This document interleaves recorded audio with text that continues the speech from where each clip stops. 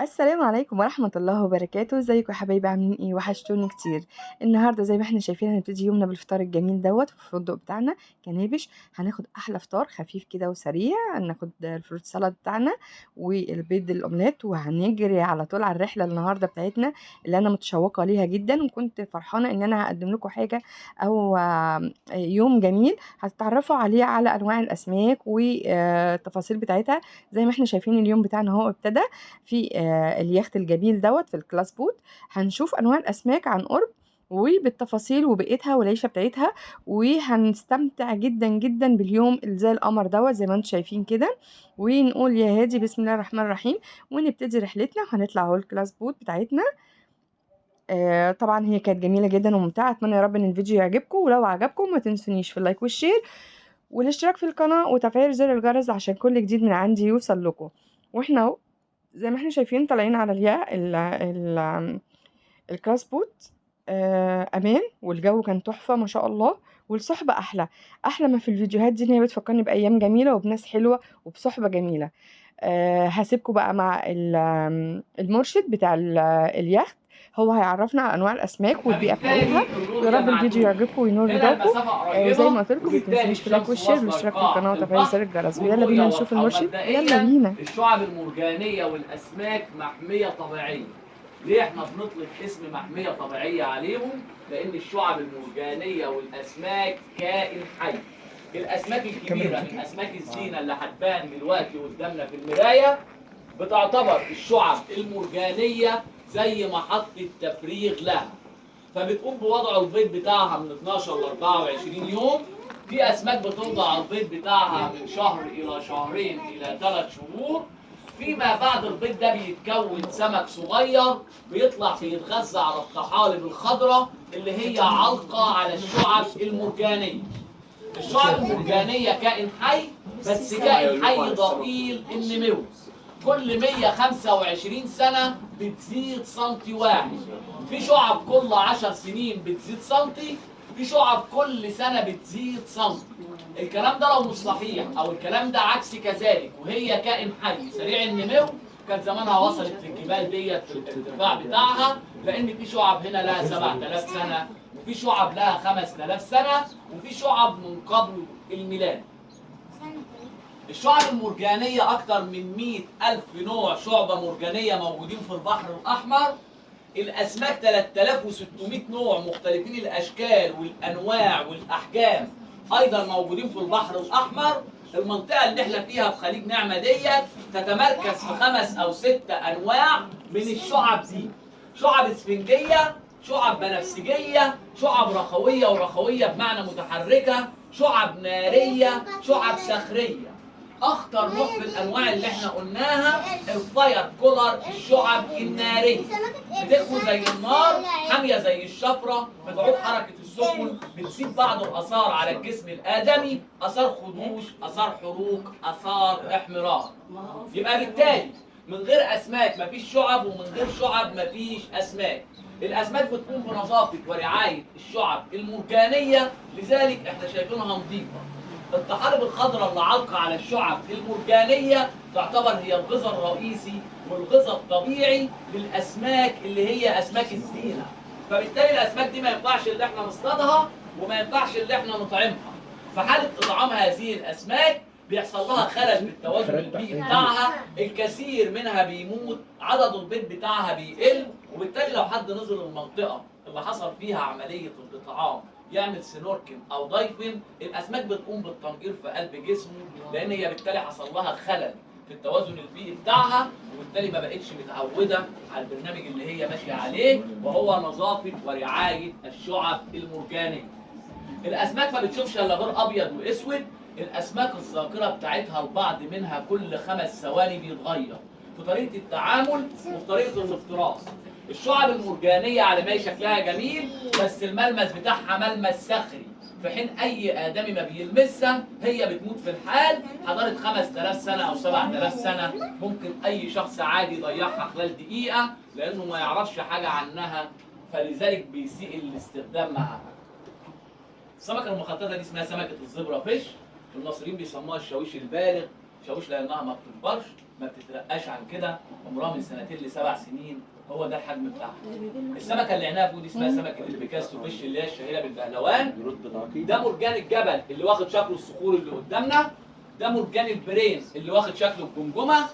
بعد الشعب الموف اللي قدامنا والابيض منها دي مع ضي القمر، الجماعه اللي بينزلوا يعملوا ميه ضي بالليل بيغطسوا بالليل، بتدوهم نظام اشعه في الميه. العرب كانوا قديما بيطلعوها من 8 شهور ل 12 شهر، عبال ما تنشف بيدخلوها على مكن الحليات عندهم، بيتعمل منها عقد لؤلؤ ومرجان، كانت بتنفرج بيطلع منها ريحه ذكيه لانها طالعه من المصدر الطبيعي اللي هو الميه.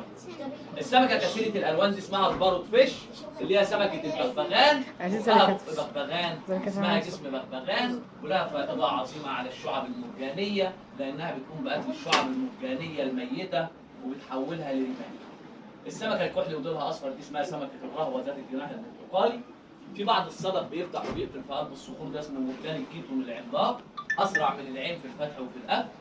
في بعض الشعب المدببه اللي واقفه اللي عامله زي المشبك دي الفاير كولر، الشعب الناريه الخطيره اللي احنا لو نزلنا نعمل سنوركل او دايفنج ممنوع ان احنا نقرب منها لانها بتعطي ماده كاويه لاي جسم بيقرب منها مسافه 10 سم او 15 سم مليمتر، بتختلف من الرخويات من اسفنج البحر او خيار البحر، بيعطي الماده السامه اللي فيه لاي جسم بيقرب منه مسافه متر او 2 متر. كده احنا لو اتكلمنا عليها بالكلام العلمي هنقول عليها كائن مائي ناري بيعطي الافراز الناري بتاعه داخل الميه فقط لا غير، معنى ذلك ان احنا لو طلعناها بره الميه ما منهاش اي منفعه ولا منها اي ضرر. السمكه السماوي دي حريق من انشط الانواع الموجوده هنا في نظافه رعايه الشعب المرجانيه. المجموعه اللي جت مع بعضها ديت بربوني، ده فنجر كوين اللي هو اصابع الملك الشعب البيضاء اللي واقفه قدامنا ده. الثالث منه ده اسمه مرجان عش وتراب. على فكره يا شباب جميع المسميات اللي احنا بنتكلم بيها متشكله في الطبيعه بتاعتنا على اشكال حيوانات وطيور ونباتات. سمكه زي البلاك انجل فيش شبيهه بطير الغراب، سمكه زي الزبرة فيش شبيهه بالحمار الوحشي، سمكه زي البطل فلاي شبيهه بالفراشه، سمكه زي البارو فيش شبيهه بالبغبغاء، سمكه زي اللايون فيش شبيهه بالاسد، سمكه زي التايجر فيش شبيهه بالنمر. كلها متشكله في الطبيعه بتاعتنا. جميع انواع الاسماك اللي احنا اتفرجنا عليها اسماك معمره، ممكن السمكه تعيش قرن او قرن ونصف من الزمان او قرنين او 3 قرون. يعني ممكن السمكه تعيش 100 او 150 او 200 او 300 سنه.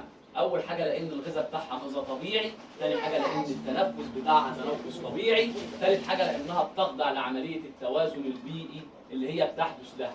اما بالنسبه للاسماك اللي احنا بنربيها عندنا في احواض الزينه العمر الافتراضي بتاعها ما بين سنه او سنه و6 شهور لان الغذاء بتاعها غير طبيعي، كذلك التنفس غير طبيعي وما بتخضعش لعمليه التوازن البيئي اللي هي بتحدث للاسماك. رجع تاني السمك ده اكتر من مستنقعه. دي قوقعة ولا سمكة؟ البني دي البني دي في تحت.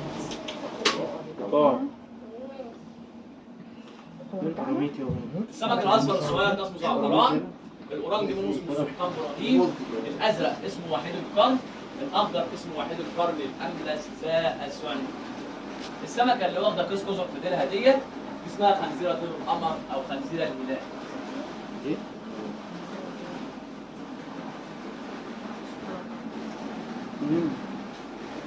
أعماق البحار، أعماق البحار.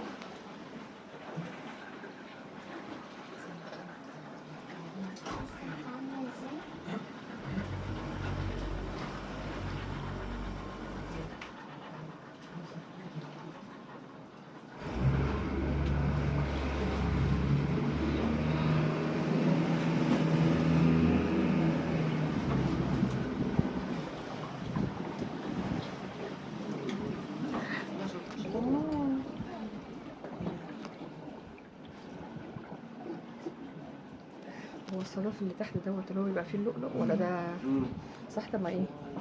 لا بس مش كده، المرجان. يا عم بص في صنف في وسط البتاع ده بيبقى فيه لؤلؤ زي بتاع بره. بص ايه بقى؟ كان في سمكة محراب كبيرة قوي كانت ماشية بس انت مش شفتهاش. سمكة محراب؟ محراب ليه عاملة زي الطبق الكبيرة دي. يا روحي. موضوع عيني.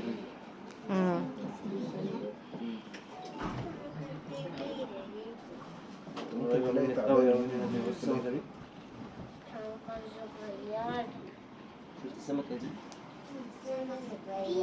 سبحان الله.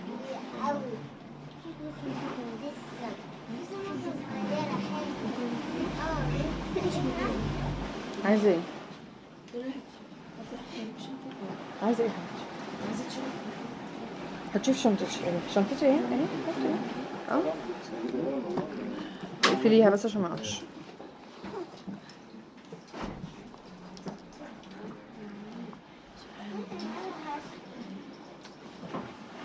معلش اصبري بس. السمكه الصفراء اللي قدامنا اسمها باتر فلاي، اللي هي فراشات البحر الاحمر. ديت فصيل من 9 فصلات. العلماء لهم اختلاف في 3 فصلات. اول فصيل له موجود على الديل بتاعه لا اله الا الله، جنب الاخر ما شاء الله، فاعلنوا للسمكه ديت سمكه بتعلن التوحيد في الله. هي فين ثالث دي؟ فصيل منها اللي هو الشهير برايه البحر الاحمر الابيض والاسود والاصفر. ثم سمكتين قبل الشوينز بيمشوا مع بعض، لو سمكه ماتت الثانيه بتموت تلقائيا وراها، زي الطبيعه كده عندنا. لما الست بتموت الراجل بيرجع. لا لا لا ما يحصلش ما يحصلش. الراجل بيتجوز على طول. لا ما هو الراجل في العزم بيدور على وقت الراجل بيموت من الفرحه. قبل ما بيتفق. بيموت بتربي العيال وبتفرح بالمعاش. مش لما يبقى في معاش. لا بس سمكة الرية هي ايه. دي سمكة المنتة الحديدية اللي تحت على الرمال ديت. السمكة دي سمى يا شباب، احنا مسمينها بالمنتة الحديدية لأن احنا بنشبهها بكساحة الالتهام. أي حاجة في القاع بتقوم بالتهامها بأكلها، والديل بتاعها ده سام. اه دي تحت دي بتدفن نفسها في مش الرمال. دي زي المحرات دي؟ لا اه عامل زي الطبق. اللي هو بيبقى عامل زي الأجزة ده لما لو طلعت شوية دي البيضة دي اللي هي الحريم دي. ايوه مش دي اللي هي الفتحة دي اللي هي عاملة زي الحريم اللي هي بتتقطع جزء دي.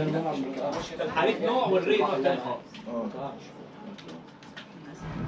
نتكلم على حداية البحر اسمها المنتة الحديدية.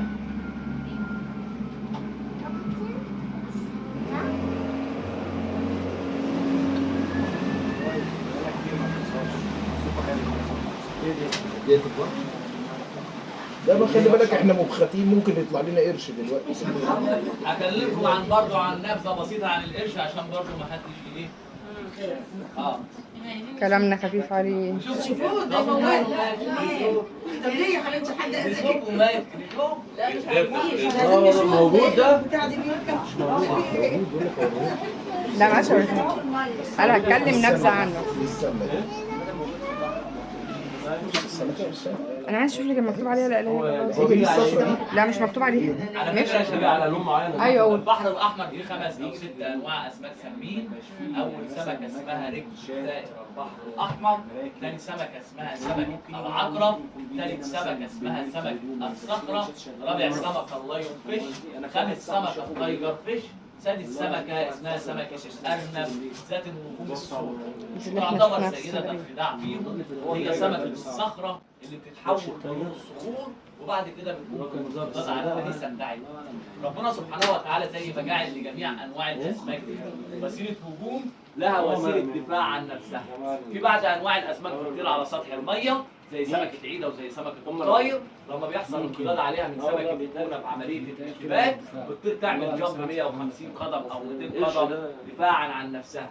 وفي حاجه من الثدييات زي سرطان البحر بيطلق موجات فوق الصوتيه زي اللي بيطلقها الخفافيش ايضا دفاعا عن نفسه. في حاجه ايضا زي الحبار الابوي وزي الاخطبوط بيطلقوا حبر فوسفوري ايضا دفاعا عن انفسهم.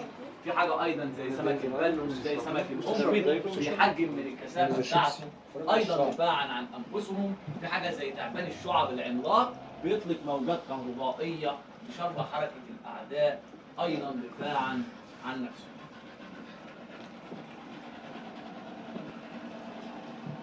القرش بقى يا حوده بالنسبه لانواع الاسماك المفترسه اللي موجوده عندنا واللي مش موجوده عندنا والمعادله البسيطه اللي هي بتحدث بينهم، احنا بيبقى عندنا نوعين من انواع الاسماك المفترسه، النوع الثالث مش موجود عندنا بفضل الله سبحانه وتعالى.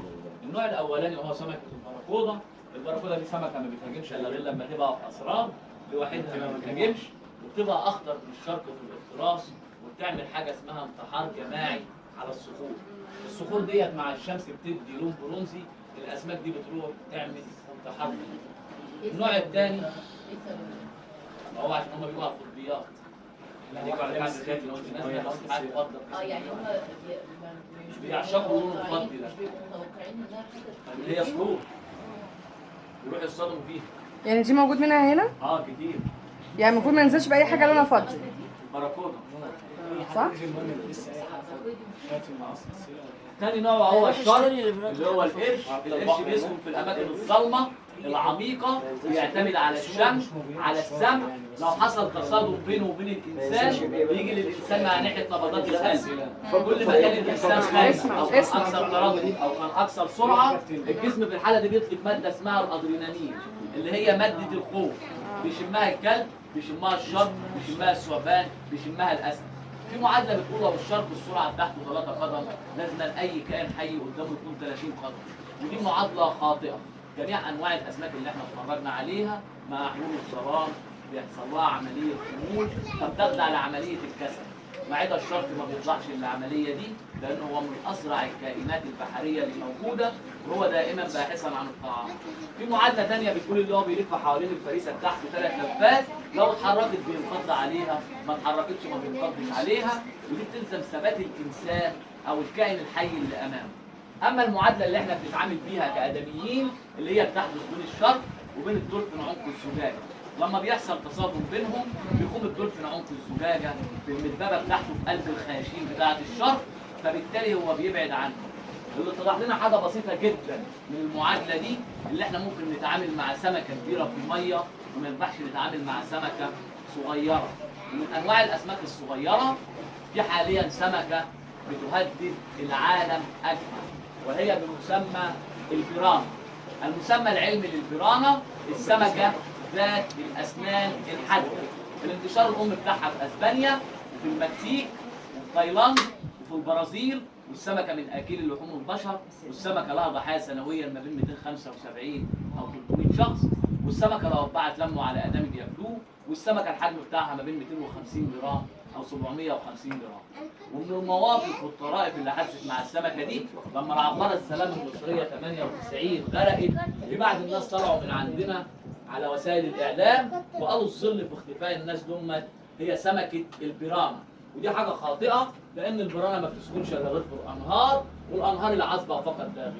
وايضا من المواقف والطرائف اللي حدثت في البرازيل في 2014 السمكه دي كانت بتراعي بقر في البرازيل 1200 راس ماشيه. الابقار بتنزل في الانهار اللي هي موجوده فيها السمكه دي، فالسمكه دي اي حاجه بتنزل في الانهار بتقوم بالتهامها. وسكان جميع المناطق اللي انا اتكلمت عليهم، اللي فقد ساقه، اللي فقد صبعه، اللي فقد ذراعه، من اثار السمكه دي. والوحيدين اللي بيجبروا على صيدها واكلها هم سكان جزر الهند، وبياخدوا السنان بتاعتها ويعملوها مناشير لقطع الاخشاب. لا الموجوده طبعا عندنا في المياه العذبه، الشرس ومنهم الطيب ومنهم الخجول. احنا نقول لا احنا ما عندناش قروش. في ناس تيجي تطلع معايا يقول لك لا ده القرش ده اسرائيل هي اللي موجهاه. ما احنا لازم نشغل يا اسرائيل هتوجه كائن حي قدام في الميه وتخليه يروح يفترس في مصر. شغل علينا بقى. البحر عشان الرحله بتاعت يوم الثلاثاء. حد عنده دوار بحر؟ نجيب ايه؟ حد عنده دوار ده بحر؟ كلنا نجيب دوار البحر ده. المدام دوار البحر يا دختي لا لو انت يا دختي في دوار البحر ده بتاخديه قبل الرحله بنص ساعه. احنا كنا بنشتغل كبحر مفتوح ممكن نجيب اسبوع او 12 يوم ايام ما كنا بنطلع على رحله غطس وكده، كان بيحصل لنا نفس الموضوع، بس احنا كنا ناخد ميه مالحه نعمل بيها شاي. ميه مالحه؟ ميه مالحه في البحر نعمل بيها شاي. خدت بالك؟ يعني لو مفيش دوار بحر، قصدي مفيش برشام بتاع دوار البحر ده، تعمل الشاي بالميه المالحه. الشاي شاي بالميه المالحه. شاي بالماء المالحه مش هيتشيل. ليه السمكه ما انت كده كده هتاخد برشام بدل ما تاخده. الفصيل الثالث بيكون فراشة البحر الأحمر كالشهير بالراية المدرسية. ده لو الأنثى ماتت الذكر هيحول منها الأنثى للحفاظ على الفصيل من هذا النوع. السمكة من النوعية المخنثة بتنفع تكون ذكر وبتنفع تكون أنثى، وعملية التحول بتشمل 3 أنواع من أنواع الأسماك الموجودة في البحر الأحمر. أول نوع اسمه نيمو البحر الأحمر، ثاني نوع اسمه حصان البحر الأحمر، ثالث نوع اسمه فراشة البحر الأحمر. الصدف اللي بيفتح وبيقفل ده أسرع من العين في الفتح وفي القفل، اللي هو في قلب الصخور. ده بيبقى موجود في حيوان اسمه حيوان المرجان، بيعطي المادة البروتينية بتاعته على الصخور ديت، وزي بالظبط النحل ما بيتخذ الجبال نظام بيوت ليه، كذلك الأسماك بتتخذ الصخور دي